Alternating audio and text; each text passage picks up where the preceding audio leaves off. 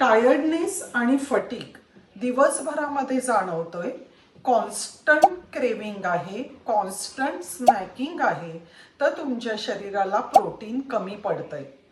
Hair thinning आहे, nails तुमचे brittle होत आहेत, तुमच्या शरीरावरचा मसल कमी होतोय, म्हणजे काय तर चेहऱ्यावरचा ग्लो कमी तुम्हाला जाणवतोय किंवा तो असा सुकल्यासारखा सुरकुतल्यासारखा वाटतोय, तर तुमच्या जेवणामध्ये प्रोटीन नाहीये. एक्सरसाइज नंतर मसल रिकव्हरी नीट होत नाहीये किंवा सतत शरीर दुखल्यासारखं मसल दुखल्यासारखं वाटणं, तर त्याच्यामध्ये प्रोटीन कमी आहे. इम्युनिटी लो असणं प्रोटीन कमी असण्याचं लक्षण आहे. सोया चंक, सोया ग्रॅन्युल कढईमध्ये ड्राय रोस्ट करा, सरळ त्याची पावडर करा आणि कणकेत थोडं ॲड करा आणि ते तुमच्या जेवणामध्ये घ्या, भाकरीमध्ये पण ॲड करा. दही, ताक, पनीर, टोफू, दूध घ्या.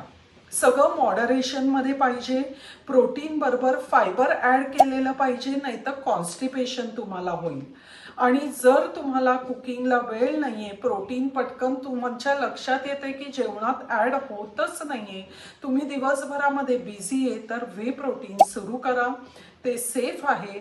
त्या एका स्कूपमध्ये तुम्हाला 20 ते 24 ग्रॅम प्रोटीन मिळतं. ते पण चालू केल्यानंतर पालेभाज्या खाणं, सॅलड खाणं हे ठेवा, कारण त्याच्यामुळे कॉन्स्टिपेशन होऊ शकतं. Our mission, right nutrition.